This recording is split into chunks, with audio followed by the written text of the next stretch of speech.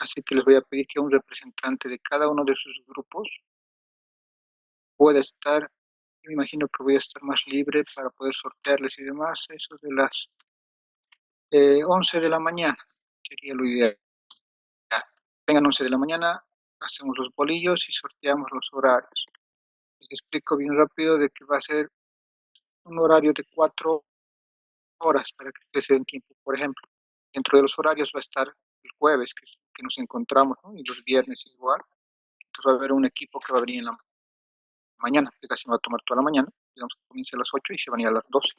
Otro equipo que va a estar desde las 2 hasta las 6, tanto jueves como viernes, ahí tenemos 4 equipos. Otro equipo va a estar sábado, uno en la mañana, otro en la tarde, y otros 2 equipos van a estar domingo, tanto uno en la mañana como otro en la tarde. Entonces, la siguiente semana solo nos veríamos 4 horitas, nada más. El día que les toque es el día que no pueden faltar. Después, obviamente, el resto de días están obviamente totalmente libres. Si ustedes ya se quieren reunir entre ustedes para poder repasar o complementar algunas cosas, perfecto, pero como les repito, solo sería eso. Este miércoles, o sea, estas 2 últimas clases teóricas, ¿no?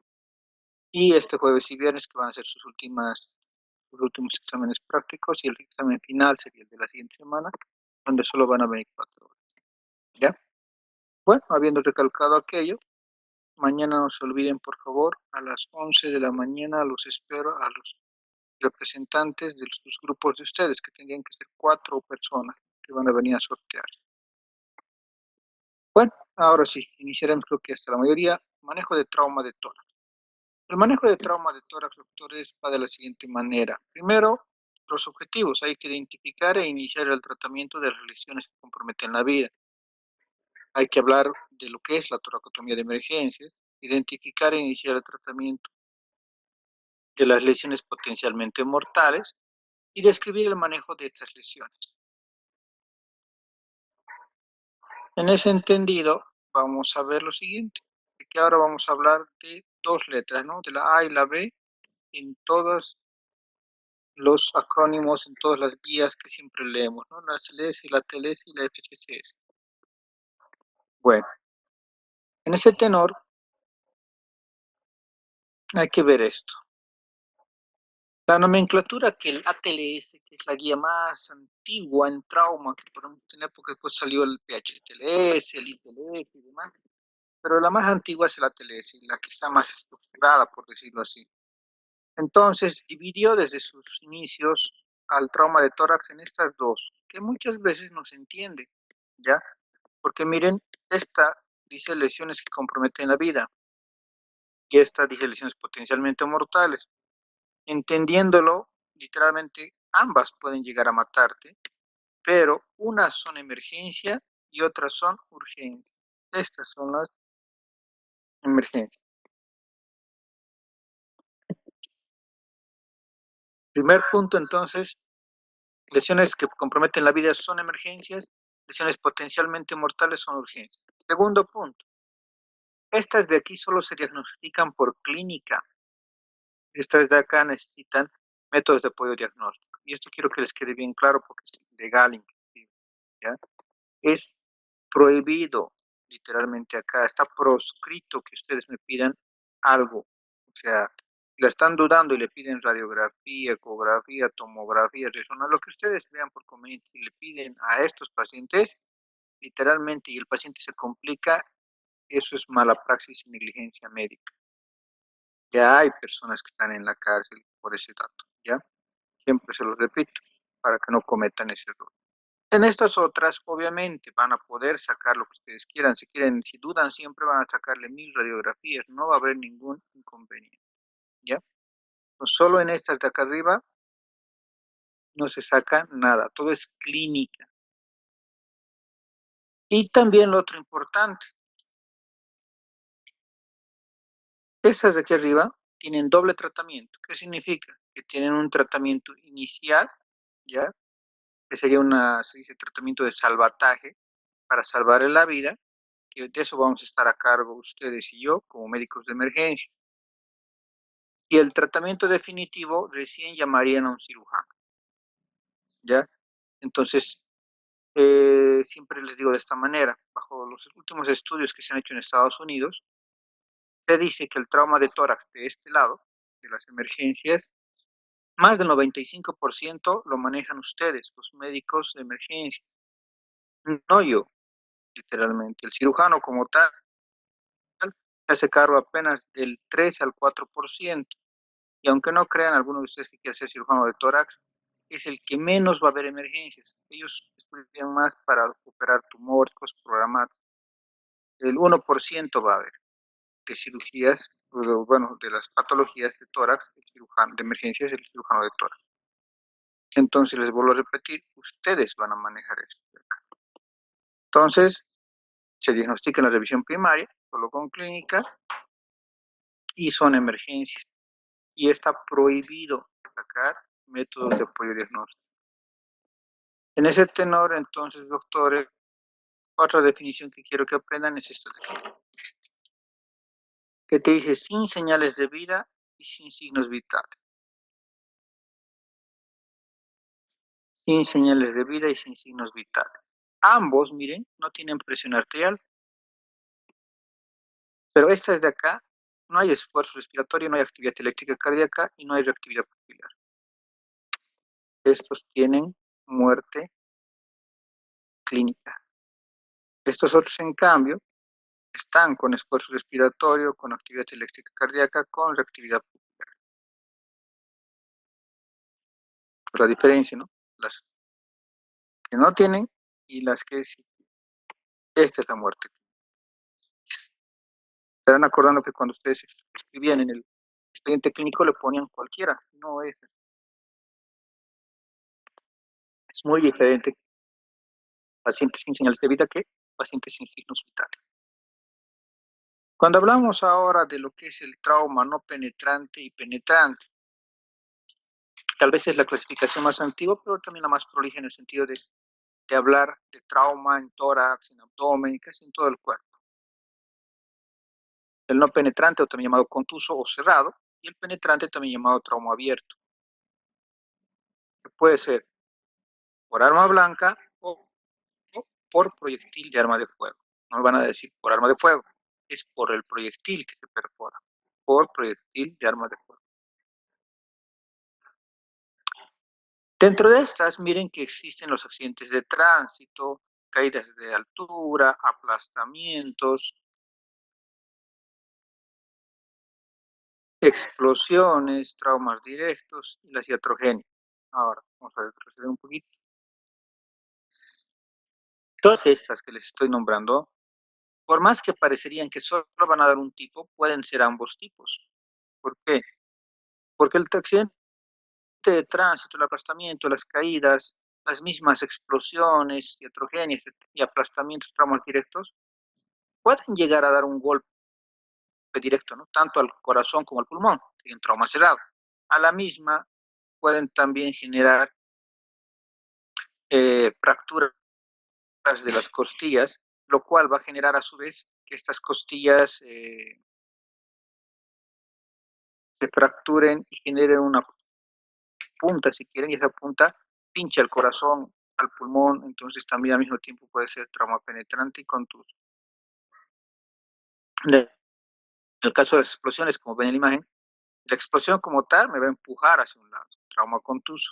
Las esquirlas que salen, eso me va a generar trauma penetrante.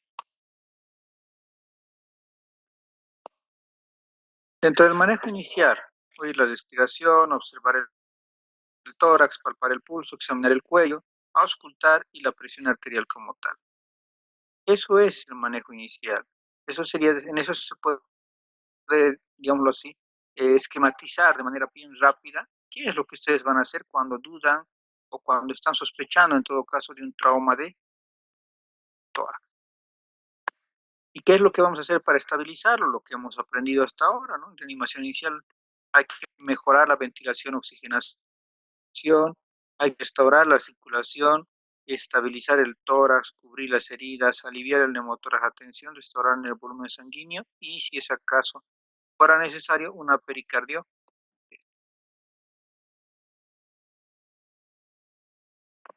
Ahora sí vamos a ver, hoy por lo menos quiero que acabemos estas 5 primeras patologías, que son las patologías básicas, las primeras patologías, las emergencias, como he dicho, ¿no?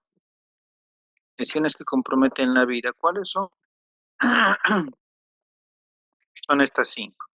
El neumotórax a tensión o neumotórax hipertensivo, el neumotórax abierto, el tórax inestable y contusión pulmonar, el hemotórax masivo y el taponamiento cardíaco. Vamos a ir viéndolas una por una. En lo que respecta al neumotórax a tensión o neumotórax hipertensivo, la pérdida de aire con un mecanismo de válvula unidireccional, ya sea desde el pulmón o a través de la pared torácica. El aire entra en la cavidad sin tener una vía de escape. El mediastino se desplaza hacia el lado opuesto y por lógica va a generar una reducción en el retorno venoso, una compresión en el pulmón contralateral y un shock obstructivo, porque no va a dejar que ese corazón se expanda.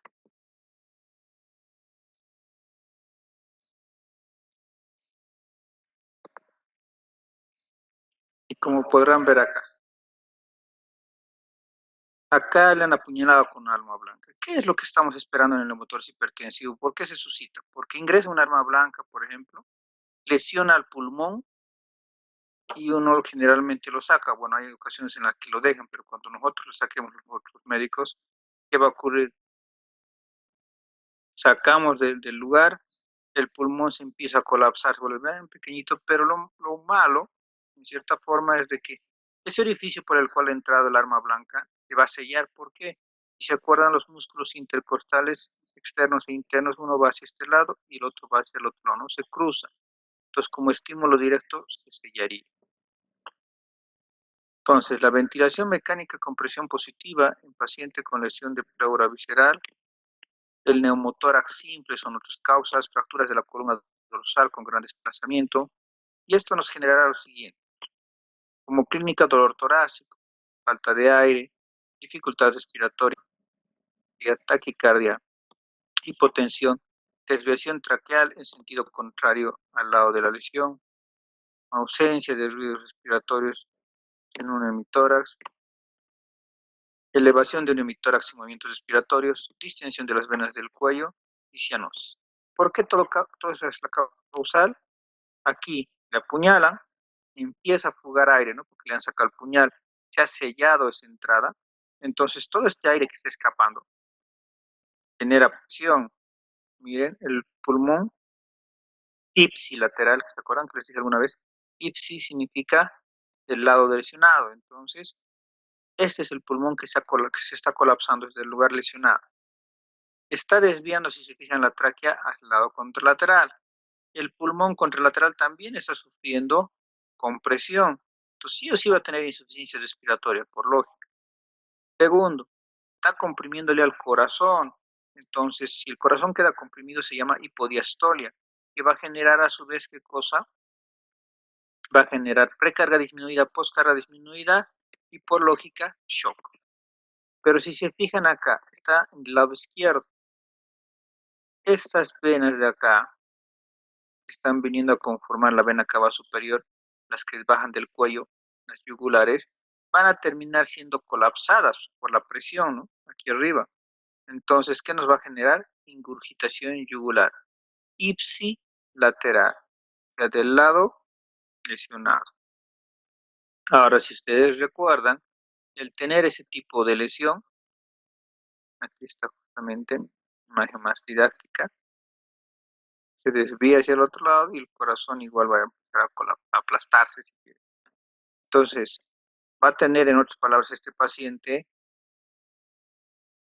precarga prostática disminuida, shock. Va a tener ingurgitación yugular ipsilateral y por lógica su corazón va a quedar tan pequeñito que se llama hipodiastolia y que eso va a generar que los ruidos cardíacos estén disminuidos, igual a triada de Beck. Es por eso que por hoy en los libros más actualizados y en países más actualizados como México, Brasil, cuando hacen las preguntas en la residencia médica actualmente te están preguntando la triada de Beck, ¿en qué patologías se ve? Ya no es como antes nos enseñaban de manera errónea que solo era en taponamiento cardíaco. En realidad se puede ver en taponamiento cardíaco, como vamos a ver más adelante, pero también en neumotórax hipertensivo. Entonces,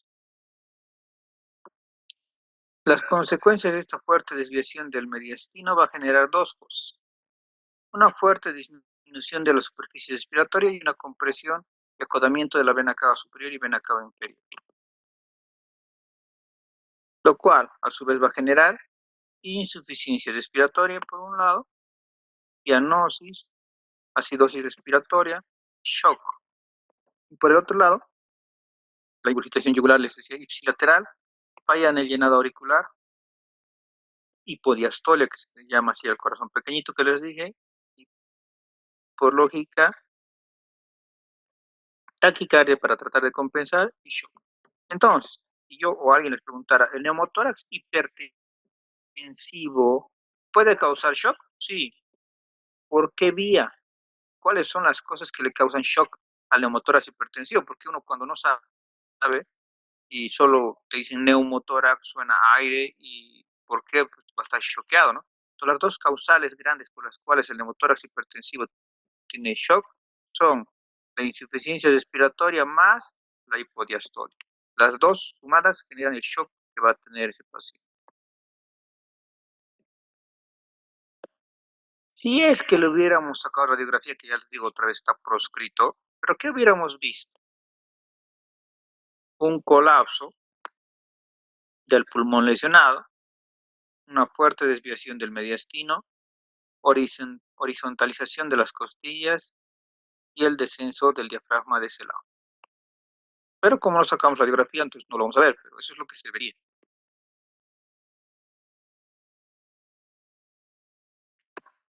Les decía que otro tip importante de estas patologías emergencias es que tienen doble tratamiento.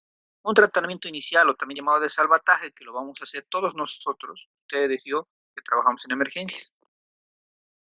Llega el paciente con todo lo que hemos hablado y le vamos a hacer una función, una famosa toracocentesis evacuadora, ¿ya? ¿Dónde lo vamos a hacer? Antes, si todos han de ver en las películas y demás, se hacía aquí arriba, ¿no? En segundo o tercer espacio intercostal, línea medio clavicular, yo también lo había hecho ahí cuando me formaban. Pero el año 2018 cambia todas las circunstancias y ahora se hace acá abajo. Se hace en la línea axilar anterior, quinto espacio intercostal. Y les apuesto que varios de ustedes se habrán preguntado, ¿y por qué ha cambiado de aquí arriba a aquí abajo? Siempre yo les digo sin ofender a los paramédicos, pero varios paramédicos que no tienen esa tuición o estudio, a veces generan complicaciones muy graves. Bueno, y también nosotros mismos, ¿sabes? Cuando no se actualizan. ¿No?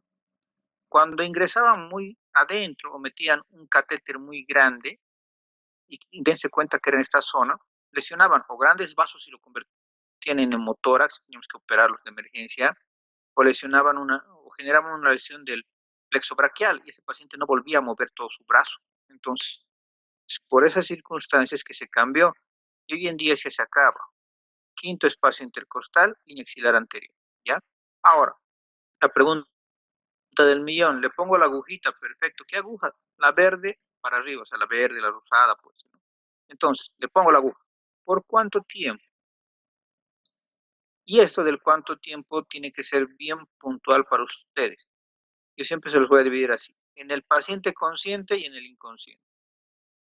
Si yo estoy consciente, estoy hablándoles todavía, pero estoy así con Disney, ¿qué van a hacer? Me ponen la aguja hasta que yo empiece a toser, ¿ya? En el momento que yo empiece a toser, me quitan la aguja, puesto que dejarme la aguja, ahí ya sería una complicación grave, voy a morir igualito aunque me hubieran puesto la aguja. ¿Por qué? Al ponerme la aguja, miren, empieza a escapar el aire. Hasta ahí estamos bien. Pero acuérdense siempre algo importante, dentro de lo que es el pulmón está lleno de ¿qué? De vasos arteriales y venosos y de la parte respiratoria, los bronquios y bronquiolos. Entonces, si se descolapsa tan rápido, que si esto se va a volver a abrir rápidamente, ¿qué va a pasar? Se va a destruir todo, especialmente los vasitos se van a como tironear entre sí, se van a romper. ¿Qué va a causar eso? Edema agudo de pulmón. Se llama edema post-vacuum, edema post-vacío. Entonces, si yo lo dejo esto, o inclusive yo lo aspiro, creyendo que lo voy a hacer mejor, termino matando al paciente porque cuando le saque radiografía de control, todo este pulmón va a quedar totalmente blanco, lleno de agua, pero el agua no va a estar, no va a ser tan fácil de poner en tu tubo tórax, va a estar dentro del pulmón. ¿Quién ha matado al paciente? Nosotros. Entonces, ese edema post-vacuum es a lo que le estamos temiendo, por lo cual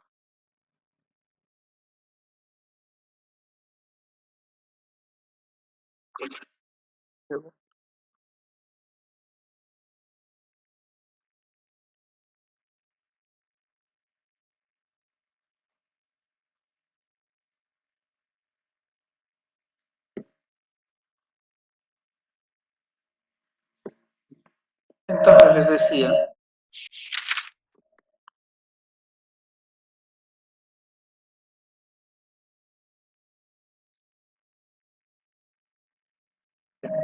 decía de que puede darle un edema post-vacuum, edema vacío. En ese tenor, doctores, es por eso que el paciente, cuando ya ve que empieza a tener lesión de su pulmón, empieza a toser. Empieza a toser y cuando empieza a toser, justamente lo que va a pasar es que te está diciendo que ya le quites la aguja.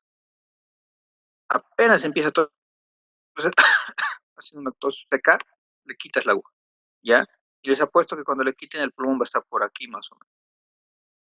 Entonces, eso es en el paciente consciente.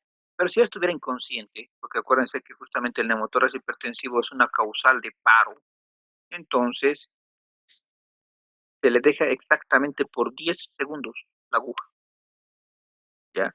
Alguno de ustedes me preguntará, ¿y si está en paro y, y descubro de que está con neumotórax hipertensivo, le pongo la aguja y sigo comprimiendo? Sí, por esos 10 segundos, luego lo quito,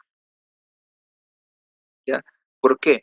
Importará en ese momento, y esto quiero que se den cuenta, importará en ese momento que esté vivo o que esté muerto para que salga mi aire, de aire que no debería estar ahí. No, porque es presiones, es juego de presiones. Aquí está una presión alta de aire contra esta otra presión de aquí afuera que es baja, ¿no? Entonces sí o sí va a salir. Por más de que no le aplastes, no le aplastes, compriman, no compriman. Entonces, eso es lo importante. Solo que cuando estén comprimiendo, baja de 10 a 5 segundos el tiempo que le voy a dejar la boca.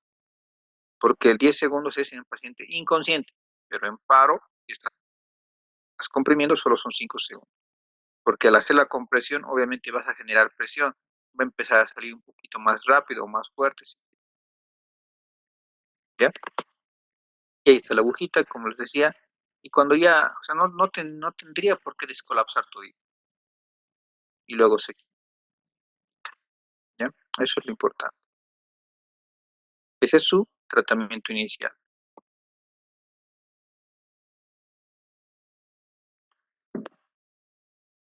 ¿Qué diferencia habría con el taponamiento cardíaco? Primero vamos a las similitudes. ¿Va a haber shock? Sí, porque precarga y postcarga va a estar disminuida. Segunda, va a haber, ¿cómo se llama? A la par de esto, va a haber ruidos cardíacos disminuidos, sí, por la hipodiastolia. Y tercero, va a haber ingurgitación yugular, sí. En el taponamiento cardíaco es bilateral. Van a haber las dos yugulares con ingurgitación. En cambio, en el neumotórax hipertensivo va a ser la única diferencia. La ingurgitación yugular va a ser del lado afectado.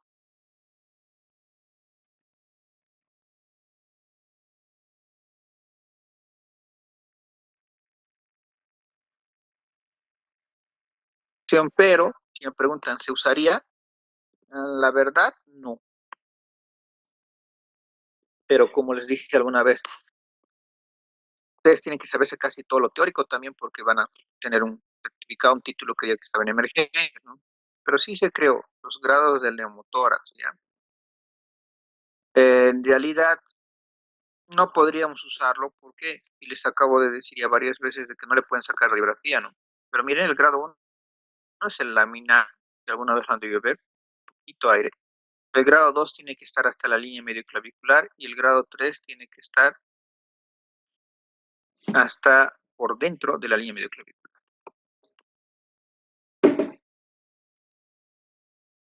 Entonces el tratamiento, les decía hace rato, que es una antes se hacía aquí entre el segundo y la tercera costilla, ¿no? En el segundo espacio, tercer espacio intercostal. De esta imagen, pero vamos a descartar algo importante. Cuando ingresábamos con la aguja, generalmente dejábamos algo de agua, de fisiológico, ingresábamos y burbujeábamos, y sabíamos que estábamos dentro. Segundo, cuando ingresen, jamás vayan apoyados al, al borde inferior, porque podemos lesionar el paquete vasculonervioso y acuérdense que la arteria intercostal es rama de la aorta, va a sangrar y no va a parar. Entonces no sería la primera vez que alguien que le ha hecho toracocentesis nos llame a nosotros y nos diga, pónmelo tubo de tórax, ¿no? Entonces, por eso.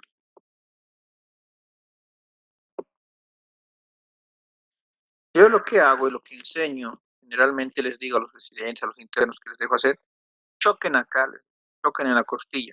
Es 1000 veces mejor que choques en la costilla y hagas una maniobra bajando la jeringa para que casi raspando la costilla, la aguja entre. De esa manera te cercioras de que no has tocado el paquete vascular. ¿Ya? Lo otro con calma, además es un consejo también que lo vamos a ver en pleurostomía, es de que le hagas levantar el brazo de ese lado, del lado donde vas a pinchar, porque al hacerle levantar el brazo se abren los espacios intercostales. Es otro tip para que ustedes no le fallen y no lesionen el paquete vasculonervioso. Ahí está, cuando ya está escapando. Entonces siempre por el borde superior. Es una imagen, pero muy totalmente diferente a lo que vemos todo el tiempo, ¿ya? ¿Por qué? Porque aquí tenemos paquetes vasculos nerviosos, pero este paquete vasculonervioso hace referencia parecía que está tan separado que nunca lo vamos a fallar, es más cortito el espacio.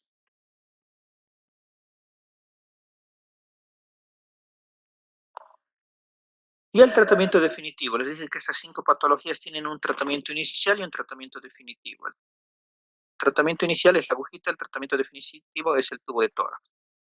Ahora, miren acá, está la lesión por donde le han apuñalado al paciente, ¿no?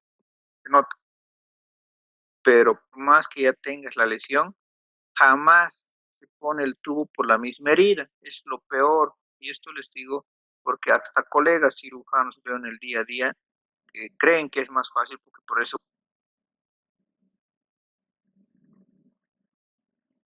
tubo ético, literalmente. Como siempre les voy a decir, ¿acaso ustedes se lavan su arma blanca antes de apuñalar a alguien? Entonces, como no lo hacemos, por lógica, está contaminado. Se pone el tubo de tórax y luego lo vamos a limpiar, le vamos a hacer una buena asepsia, antisepsia, tal vez debridamiento y lo vamos a cerrar igual. Pero se hace por un orificio limpio, por un sitio virgen, literalmente. Ahora, si bien lo vamos a ver más adelante, esto, como tema siempre de pleurostomía, pero para que se acuerden, línea axilar media, línea axilar anterior, línea axilar posterior. ¿Dónde se pone el tubo de tórax? Lo más posterior que se puede poner es justo como en el dibujito, justo detrás de la línea axilar media. Ponerlo más atrás, ese paciente se va a arrancar el tubo porque no le va a dejar respirar, ¿ya? Y también, como sé que están leyendo sus libros que les he pasado, en el ATLS dice que el tubo debe ingresar por el quinto espacio intercostal. Ese es un paciente de hace muchos años que he visto, es un neumotórax abierto, ¿ya? ¿Qué significa neumotórax abierto? Como su nombre lo dice, esta sería la segunda patología. Hace referencia a que tú estás viendo por este orificio o su pulmón o su corazón o ambas. Eso es un neumotórax abierto. Entonces, ¿qué hacemos ante un neumotórax abierto? Primero, consecuencia de defectos grandes de la pared torácica que quedan abiertos. El aire tiende a seguir el camino de menor resistencia y genera hipoxia e hipercapnia. Lo primero, aunque no crean que harían, pero lo que yo haría si me llega este paciente, justo cuando me llegó, lo que hice, y no me entendían los que estaban a mi alrededor, le toqué la tráquea. ¿Para qué? Esto es para que no se les olvide pues, a los que han estado con dos residentes. Porque este es bien obvio, es en realidad grande, la parte de piel subcutáneo, pero la parte verdaderamente de que había perforación hacia cavidad era solo desde aquí hasta aquí, este, este trayecto. Lo demás era más la parte superficial, ¿ya? La punta del machete entró hasta aquí. Pero ¿para qué les cuento esto? Para que no cometan el error de decir en el neumotórax abierto a todas las lesiones que ustedes vean así gigantes. No, el neumotórax abierto, les vuelvo a repetir, tienes que poder ver el pulmón, el corazón o ambos. Pero por más de que los estés viendo, para que termine de ser neumotórax abierto, tendrías que hacer lo que les decía, tocar la tráquea. Y ese orificio que están, por el cual estás viendo esos órganos internos tiene que ser al menos 2/3 del diámetro de la tráquea. Para eso le tocas la tráquea. Tiene que ser al menos 2/3 de la tráquea. ¿Ya? Si es más pequeñito que 2/3, es obvio que no es neumotórax abierto. No llega a tener la definición. Tan solo sería una lesión punzocortante y nada más. O sea, un trauma punzocortante por arma blanca. Trauma penetrante por arma blanca por lesión punzocortante. Más nada. Ahora, si no penetra nada, tan solo sería una lesión, mejor dicho, una herida punzocortante y terminó la historia.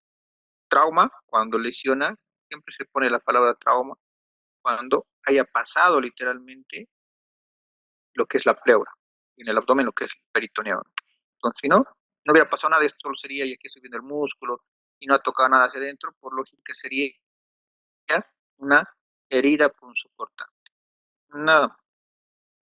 Pero en este caso sí era, porque aquí penetraba, y era casi del mismo tamaño que del diámetro de la tráquea. Tratamiento, por lógica, tiene también dos tratamientos. El tratamiento inicial o de salvataje es esto que ustedes han debido ver alguna vez.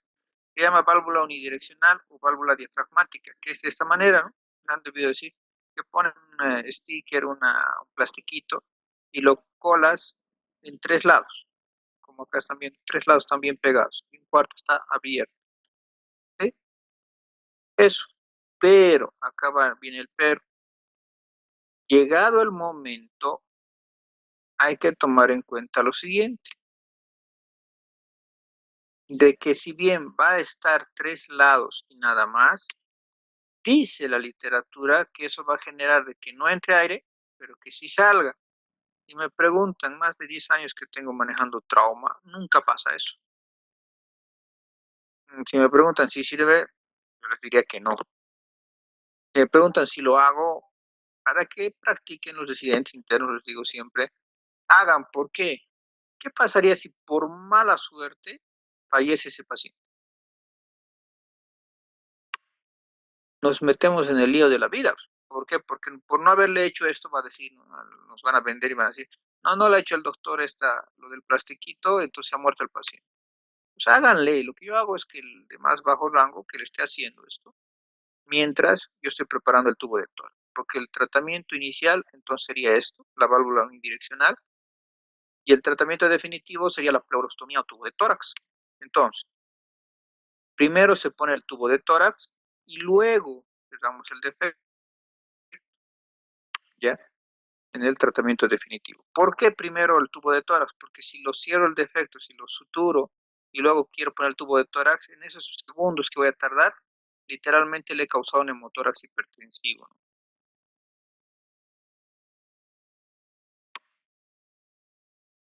Ahí está. Primero el tubo de tórax, luego hago asepsia antisepsia del hemotórax abierto y se lo empiezo a cerrar. Segunda patología.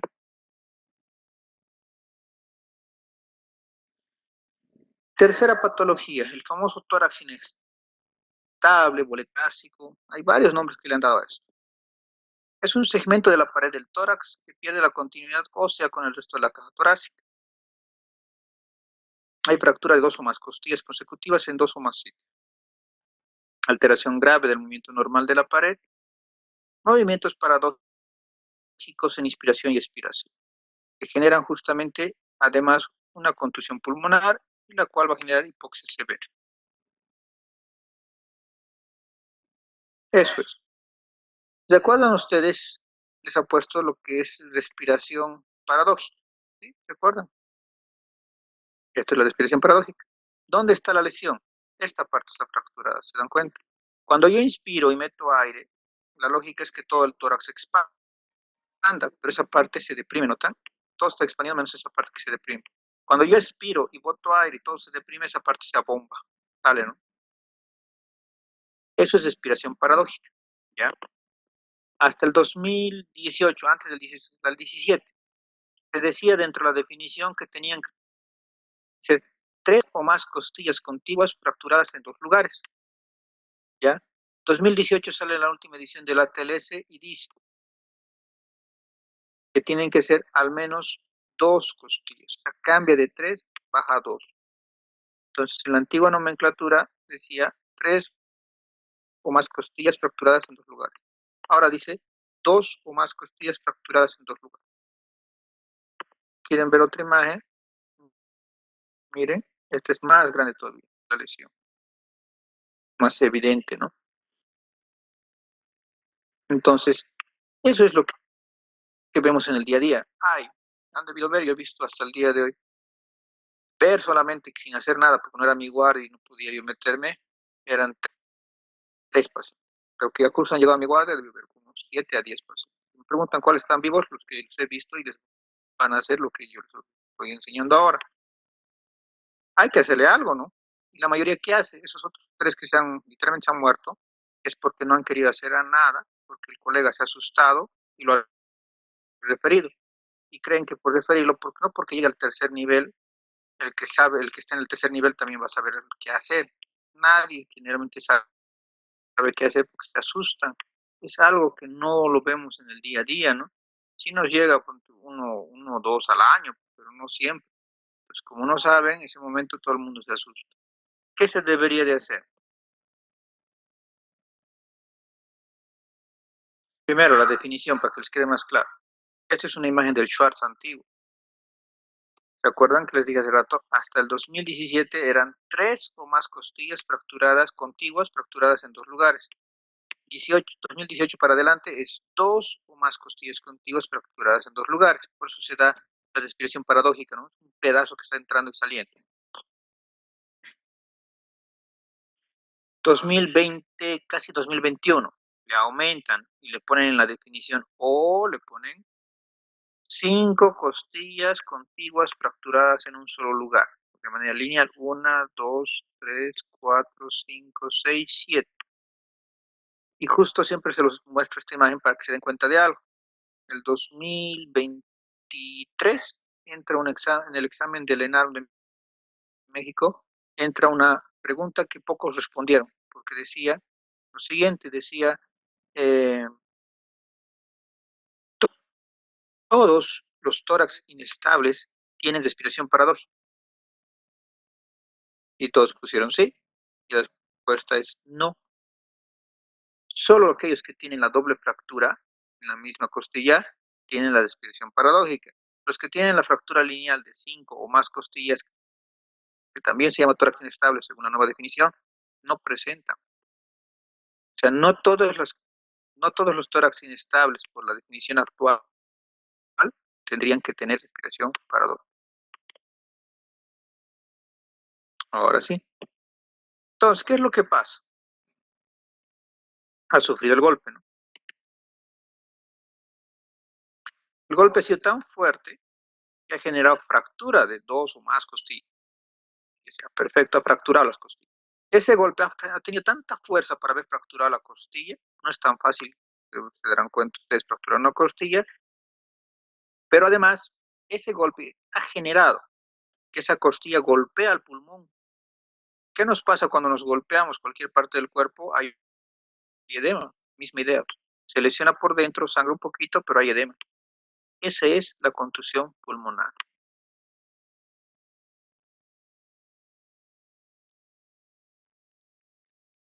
Entonces, el hundimiento traumático tan importante de la pared torácica costal produce Lesión y contusión del pulmón, que genera hemotórax, neumotórax y contusión pulmonar. Lesión y manifestaciones de la pared costal, fractura múltiple de arcos costales y pleuroparietal, respiración paradojal y enfisema subcutáneo. Ahora, a la par de todo esto,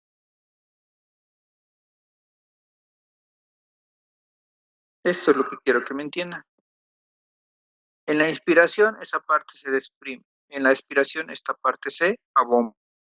Bueno, esa es la respiración paradojal o paradójica. ¿Ya? Ya teniendo bien claro esta situación, ahora nos vamos a ir a la parte de la contusión pulmonar. Les decía, la contusión pulmonar es que me golpea la costilla. Va a haber casos en los jóvenes, adolescentes, niños inclusive, que sus costillas son más cartílago que hueso, les dan un buen golpe o se caen y decir un buen golpe, pero no va a haber fractura. En ellos, por ejemplo, no hay respiración paradójica, es raro tener un golpe demasiado fuerte. Lo que ellos van a tener es contusión pulmonar y nada más. Se golpea, miren, hay un pequeño sangrado alrededor del edema y el error clásico de todos los médicos. Se asustan y creen que todo paciente con trauma que llega a la emergencia hay que ponerle líquidos, pero a chorro. Entonces van a agravar más el edema. Miren, ¿qué es lo que está pasando con esa sangre y ese edema? Como hay bronquiolos abiertos porque están lesionados por la contusión, van a ingresar al sistema respiratorio y van a empezar a irse a todos los alvéolos. ¿Qué están generando? Van a taponar todo. Todos los alvéolos se van a llenar de líquido. Por lógica no va a respirar el paciente. Peor si le metes más líquido creyendo que está choqueado o que se maneja como un shock y lo terminas de matar al paciente porque vas a generar a la larga microatelectasias periféricas, infección y síndrome de estrés respiratorio.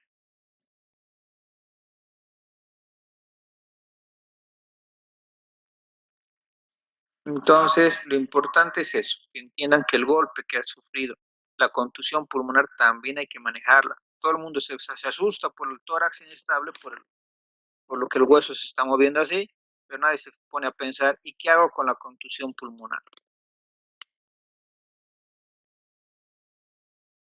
Voy a mostrar una imagen que se los puse. Aquí está. Ese es un alveolo normal, o si quieren los alveolos normales. Esto es lo que pasa en la contusión pulmonar. Toda esta zona que ya está golpeada, miren, por las lesiones o microlesiones ha entrado líquido a los alveolos. Ese líquido está pasando hacia el sistema respiratorio, ¿ya? Está pasando a todo lado. Si no hago nada y solo me ocupo del trauma como tal, o sea, de asustarme y referirlo, va a morir en la referencia y siempre se mueren. A los 5 minutos se muere el paciente si no se salva. ¿Por qué? Porque ese líquido, peor que tú le estás poniendo cargas, está yendo a los restos de alvéolos sanos y los va a llenar de líquido. Por lógica, los va a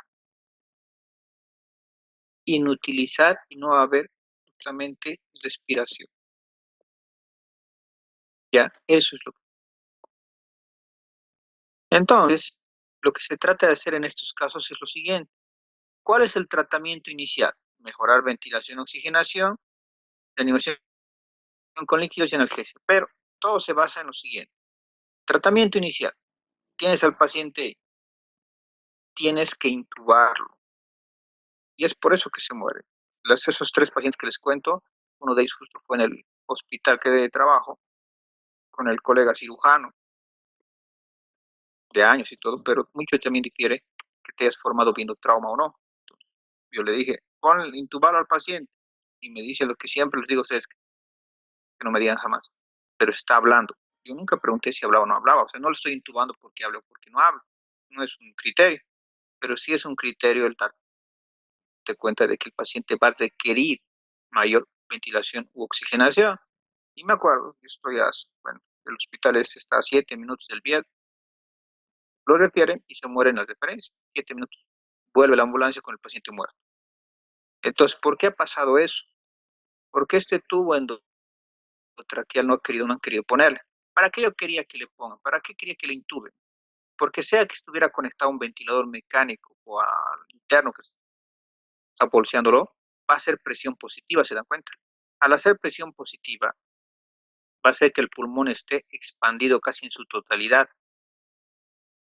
Por lógica, este pedazo que estaba suelto ya no va a volver a bajar. Y me preguntan de qué se ha muerto ese paciente y los otros dos más que les he dicho que he visto morirse por no hacer caso a los colegas, se ha muerto por dos razones. Una, la más importante, dense cuenta que aquí bonito está dibujado rectito la fractura, pero está con espículas, está con puntas. Cada vez que entra y sale, lesiona el paquete vascular nervioso. ¿Qué es lo que va a generar? Va a lesionar a las arterias intercostales cada vez que entre y salga. Al lesionar las arterias intercostales, lo que va a generar o causar, ¿qué va a ser? Sangrado. Un sangrado tan activo que al llegado el momento, ese sangrado va a generar, para la redundancia, hemotórax masivo, shock y se va a morir, por un lado. Por otro lado, también puede generar muerte, porque dense cuenta que está un nervio, el nervio intercostal, que es grueso. Se lesiona el nervio por dolor, ¿han escuchado alguna vez? Hay paro cardíaco por dolor. Entonces, el que tú lo intubes ya no va a esto a bajar, ¿me entienden? Se va a quedar el pulmón ahí, bien distendido por lo que estoy bolseando, estoy ventilando, entonces ya no va a bajar, pero va a seguir subiendo, ¿no? Durante cada expiración va a seguir subiendo. Para eso, lo que se hace como segunda cosa que se llama fijación externa es ponerle una bolsa de arena. Ustedes conocen que en todos los lugares que están rotando o han rotado, hay bolsas de arena, ¿no? Que usamos en gineco, en obstetricia en todo caso. Después del parto, ¿no? Les ponemos a las mujeres para el globo de seguridad de Pinar, ¿no? Para que baje más rápido o se contraiga más rápido el músculo uterino.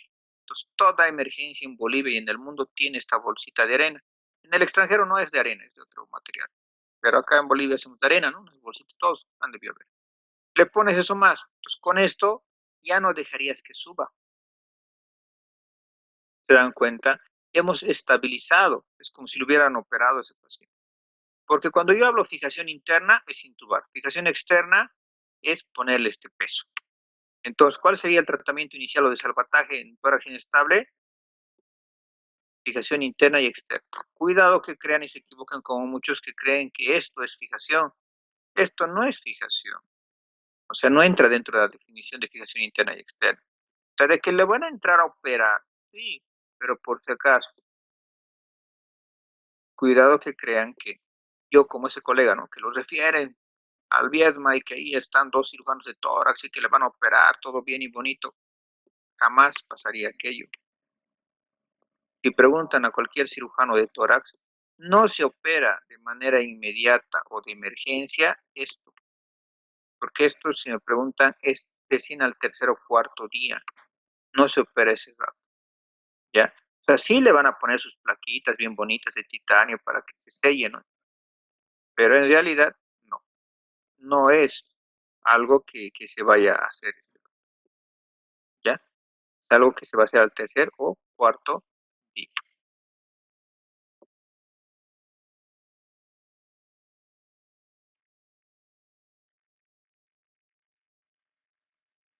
Y a esto quería llegar también.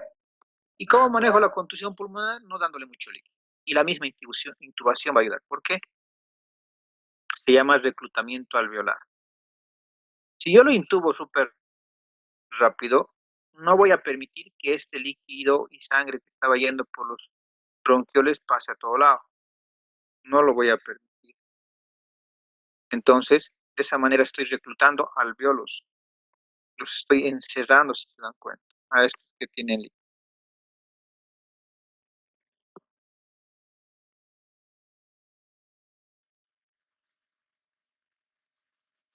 La analgesia, puede usarse la morfina, que es lo que a mí me gusta usarlo, va muy bien, pero si es que no tienes, puede ser, no me van a dar tramadol, el tramadol genera hipotensión y además va a generar náuseas, puede vomitar y se propongo aspirar.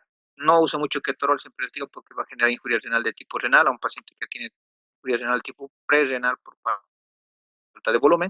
Entonces, yo estoy usando bastante paracetamol endovenoso y ketoprofeno, va muy bien, pero también se puede hacer esto. También dependiendo si el paciente puede moverse todavía, ¿no? Se puede hacer un bloqueo intercostal a 3 a 4 centímetros de lo que serían las fosas espinosas, encima o por el reborde superior de cada costilla, 2 costillas hacia arriba de las fracturadas, 2 costillas hacia abajo, se inyecta 3 ml de lidocaína, o si tienen bupi, 2 ml. Y van a ver que eso va a estar, el paciente va a estar tranquilo de dolor por lo menos unos 2 días.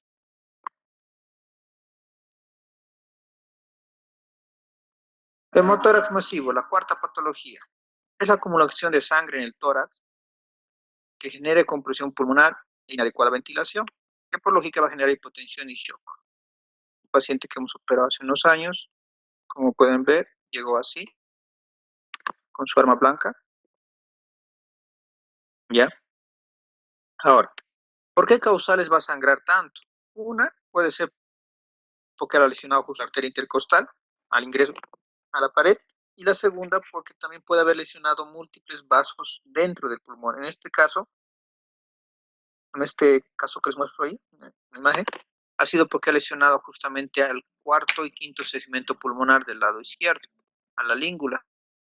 Entonces, lo que estaba sangrando era de dentro del pulmón. La lesionó con tanta, como es estos cuchillos que tienen como una sierrita, entonces lesionó con tantas puntas, si quieren, varias locaciones del pulmón. Entonces, eso es lo que estaba sangrando. Y encontramos casi 2 a 3 litros de sangre.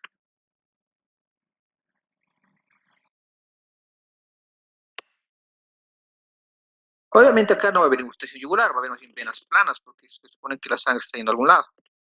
Las venas distendidas pueden asociarse, pero alguna vez ha pasado de que también al mismo tiempo tengan hemotórax hipertensivo, ¿no? Da, pero pues excuse por si acaso, ¿no? Por si les pasa a ustedes, ¿no? Se asocia al estado de shock la ausencia de ruidos respiratorios, pero al contrario del neumotórax hipertensivo, que va a haber timpanismo, aquí va a haber matitis. Ahora, ¿cuál va a ser acá el tratamiento inicial? El tratamiento inicial en este caso va a ser eh, eh, ponerle tubo de tórax. ¿Se acuerdan que el tubo de tórax era tratamiento definitivo del neumotórax hipertensivo? Pero en este caso, en el hemotórax masivo, el tratamiento inicial va a ser tubo de tórax y el definitivo va a ser cirugía. Y nadie me ha preguntado, en el anterior, el tórax inestable, tratamiento inicial, fijación interna y externa, tratamiento definitivo, cirugía. ¿Ya? Entonces, aquí le ponemos tubo de tórax y ahí nos vamos a dar cuenta. ¿Cómo sabemos que no es un hemotórax simple y es un hemotórax masivo? Porque en el hemotórax masivo te das cuenta por lo siguiente. 2 opciones. Imagínense que están trabajando muy, pero muy lejos. No tienen tubo de tórax. Perfecto. Pero sí tenemos una jeringa de 20 por lo menos. Entonces, comenzamos en este momento, que es por acero, y aspiramos hasta 100 ml. Si sale hasta 100 ml, marcas en tu hoja, ¿no? Y dices, primera hora, 100 ml. Esperas una hora, mientras tanto lo estás estabilizando y demás. Sacas otra vez con tu jeringa, sale otra vez 100 ml. Segunda hora, 100 ml. ¿Ya? Para tener el diagnóstico de hemotórax masivo, tiene que ser 100 ml las primeras 4 horas. ¿Ya? Una opción. La otra opción, si tienes tubo de tórax y le pones el tubo de tórax, es de que en ese tubo de tórax haya salido 1500 ml de sangre. Esa es la segunda opción. Si te sale 1500 por el tubo de tórax, es hemotórax masivo. ¿Qué significará? Que tienes que operar, que es mucho esa sangre. De algún lado está habiendo una fuga muy grave.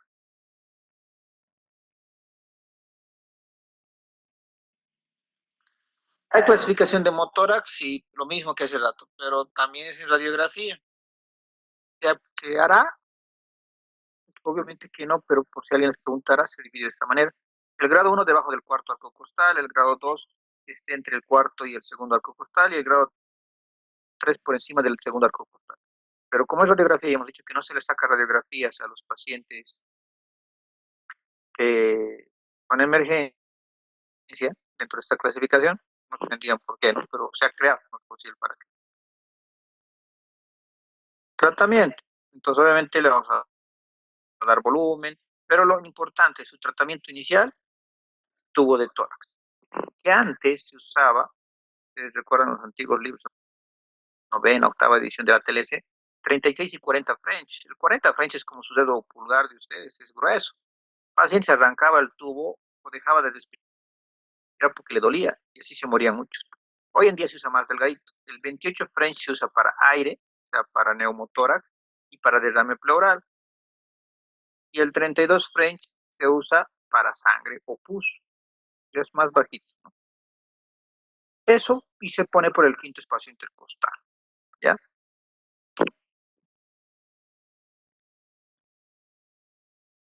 En caso de ser operado, obviamente se hace una toracotomía.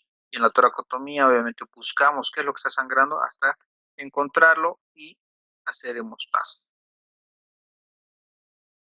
Ahora sí vamos a ver lo que es el tubo de tórax. Este es uno que tengo que les voy a mostrar en la práctica. Siempre, en el lado que vamos a poner, le decimos al paciente que ponga esa extremidad superior, su mano detrás de la nuca. Trazamos nuestras líneas. Nosotros, los pacientes que somos jóvenes, la tetilla está en el cuarto espacio intercostal. Línea axilar anterior, línea axilar media y línea axilar posterior. Cuarto espacio intercostal. Hemos dicho que vamos a entrar por el quinto, ¿no? Hacemos antisepsia, ponemos los campitos, otra vez hacemos antisepsia y ponemos lidocaína, porque es un procedimiento local. Hacemos la divulsión de los tejidos, después de haber entrado con el bisturí, sentimos que ya estamos llegando y después ponemos el tubo de tórax. Los pasos yo les voy a enseñar en la parte práctica, van a ser como. Y esto igual les voy a mostrar, es un poquito difícil que me entiendan. Esta es la técnica brasileña, que es la otra que les voy a enseñar. Esta es la mejor, si me preguntan, porque entran en oblicuo, como ven ese dedo, y no entran de manera directa. Después lo conectamos. Si lo conectamos, puede ser a un sello de agua, que han debido ver. El sello de agua es un frasco estéril y nada más, ¿ya? Pero un error clásico, que a mí me acuerdo, mis profesores me decían, tiene que ser 500, algunos me decían 1000 ml. No, ninguno de los dos. La punta esta que está entrando con este líquido, ¿no? Porque es de la pleural, esta punta tiene que estar sumergida mínimo 3 centímetros, porque tiene que haber esa presión de 3 centímetros de agua. Entonces, esa es la idea, no es 500, 200 ml como otros inventan, no, tiene que estar sumergido 3 centímetros. Pero sí es, y esto quiero que les quede claro, si ese pulmón ha estado colapsado más de 2 o 3 días, otros pacientes vienen así después de mucho tiempo, no va a descolapsarse aunque le pongas tubo de tórax, vas a necesitar conectarlo al vacío, ¿no? Que tenemos al lado de la entrada que tienes al lado del oxígeno en los hospitales y clínicas. Pero no va a funcionar el sistema de vacío con estos que son los sellos de agua. Tendrías que conectarlo a un segundo sello de agua y este segundo sello de agua recién se conecta a la pared. Y este le pondría, se lo va a chupar todito y vas a lesionar el pulmón. ¿Ya? Entonces, si es sello de agua, necesitas 2 sellos de agua para conectar a vacío. Pero el vacío solo se usa si son 2 o 3 días que ha estado con colapso pulmonar. Pero si es un día, unas horas, va a funcionar solo con un frasquito. Pero hoy en día, para se han creado esto, que también les voy a mostrar cómo se usa, el famoso Pleurovac. El Pleurovac, con un sistema de sifones funcional, les voy a enseñar cómo funciona y demás, es lo ideal. Y no cuesta caro, justo miren que puse el anterior jueves, le puse una paciente con neumotórax, post-trauma por accidente de tránsito. Voy a comprar el hijo, cerca del viernes me había habido a, ¿cuánto me dijo? 500 bolivianos. El frasco y el tubo cuesta 20 pesos. No es tan caro como antes costaba 3.000, 4.000 bolivianos. Ahora ha baratado bastante. Y nos vamos con el último, que sería taponamiento cardíaco. Como pueden ver, ahí está el corazón, aquí está el pericardio. Pericardio, el corazón. Puede haberse lesionado el corazón como tal o algunos de los vasos que están irrigando el corazón, que serían las coronarias. La idea es que está sangrando. El pericardio como tal es rígido, no se expande de manera aguda. De manera crónica sí, porque todo el mundo ha visto una insuficiencia cardíaca, ha visto una cardiomegalia chagásica, han visto derrames pericárdicos post-lupus, post-artritis reumatoidea, ¿no? Post-TB, el corazón es gigante, ¿no? Entonces el pericardio sí se expande, pero de manera crónica. De manera aguda nunca se expande.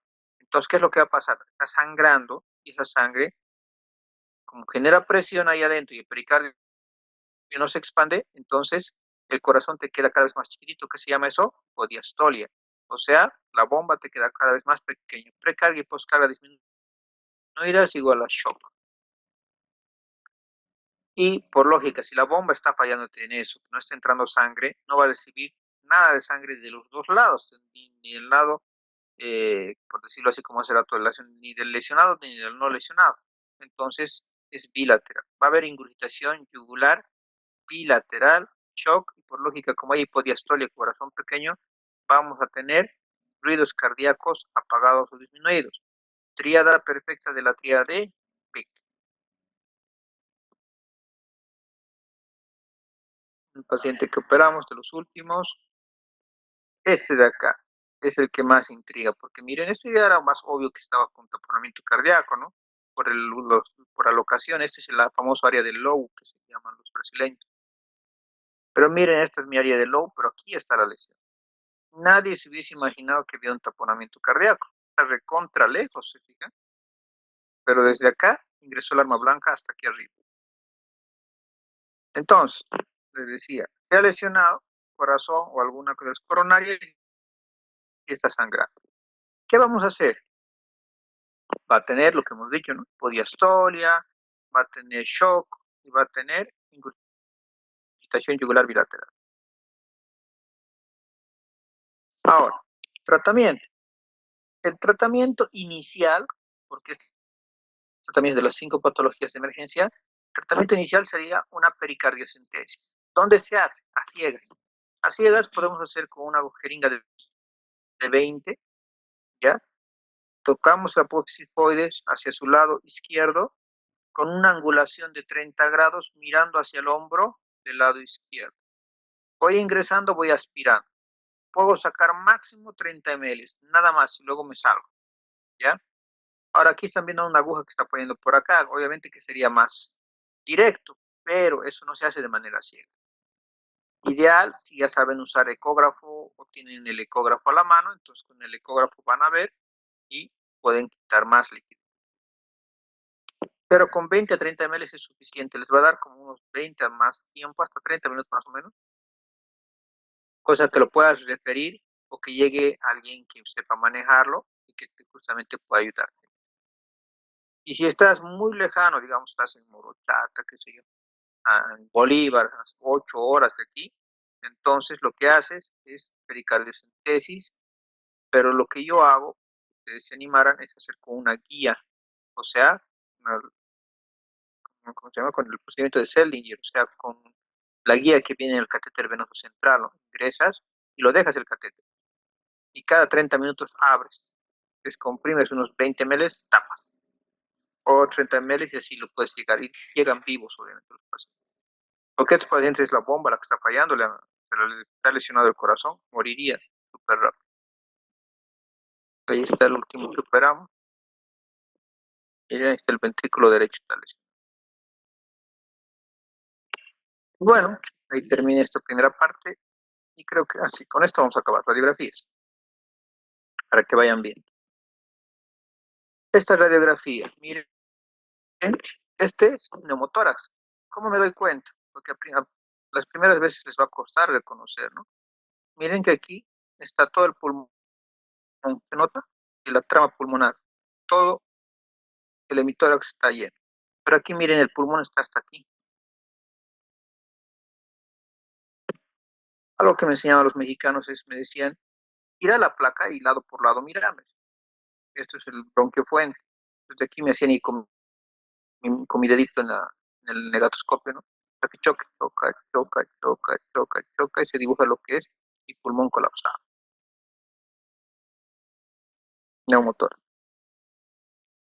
Obviamente hoy en día cuando se juegan con los contrastes y brillos con el técnico de rayos X, puede verse así más fácil, ¿no?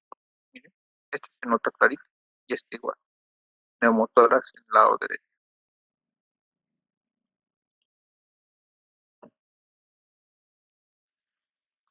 Siempre que vean, perdón, siempre que pidan radiografías de tórax, siempre es de pie, jamás se pide echado. Ya eso tenganlo bien en cuenta. Jamás se piden de cúbito. Porque miren, si hubiera poquita cantidad de sangre, digamos unos 100 ml, pero tú le has pedido que se eche el paciente, se va a echar y esa sangre se ve por lógica, por gravedad por detrás, y va a parecer que tiene un motor masivo, te vas a asustar y lo vas a referir para el momento te van a reñir de gratis. ¿Por qué? Porque era un hemotórax pequeño. Tú podías haberlo manejado tú en un primer nivel. Entonces, tiene que ser la radiografía de pie. Pero si estuviera un, qué sé yo, choqueado, un poco inconsciente, lo estabilizamos primero y de igual manera mandamos dos personas que lo mantengan parado al paciente, no siempre de tanto abdomen como tórax, siempre. Pero lo tomamos de pie y de esa manera se va a formar esta línea, ven una línea recta, ¿no? Completamente recta. Cuando les salga una línea así completamente recta, son dos opciones, o es pus o es sangre, no hay otra opción. Y ahí está pelado por completo, ¿no? Este es un motor masivo. Pero, por si acaso, por eso les puse interrogado. Mientras no le hagas una punción, no sabrías qué es. El diagnóstico con realidad sería hidrotórax, ¿no? Hidro porque es líquido. Hidrotórax sería el diagnóstico. Ya cuando le hagas una punción y saques sangre o espus, ya biotórax o hemotórax. Miren la diferencia con esto. ¿Notan? No hace una línea recta cortante, está haciendo esto, que es la curvatura de Damoiseau. ¿En quiénes se ve la curvatura de Damoiseau? La curvatura de Damoiseau se ve en derrame pleural. ¿Por qué se hace esta curvatura y no una línea recta como la otra? Por la densidad. Por lógica, es más denso y pesada la sangre y la pus. El derrame pleural, ¿se acuerdan? Es un líquido citrino. Entonces, como no es denso, como no es pesado, entonces sigue el contorno de los pulmones.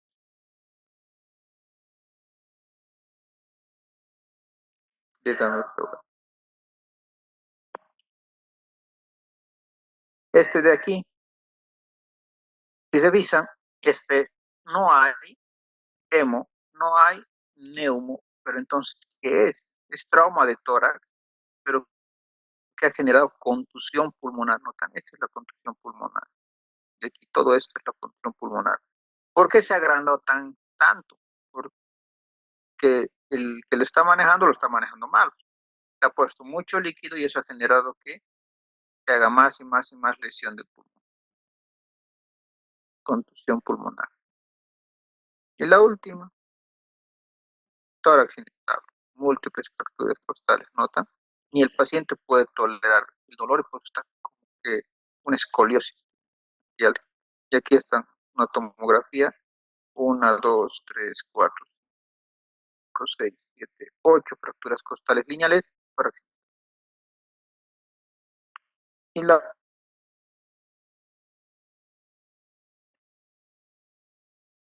última, esta la he encontrado justamente en archivos de unos colegas. Nunca deberían sacarlo porque esto está proscrito. Si alguien supiera que han sacado esta radiografía, es igual cárcel. Esto es un taponamiento cardíaco, ¿ya? Pues no olviden que de lo que hemos quedado, es que es prohibido sacar radiografías, ecografías, tomografías. ¿Por qué? Porque le estás quitando tiempo valioso para haber sido dado tratamiento. Ah, que le haces el tratamiento inicial, y eso creo que no lo dije. Se le hace el tratamiento inicial, ¿no? En el tórax inestable, perdón, en el neumotórax hipertensivo, que es toracocentesis. En el tórax abierto, en el neumotórax abierto, que es la famosa válvula unidireccional. En el hemotórax masivo, que es tubo de tórax. En el tórax inestable, que es fijación interna y externa.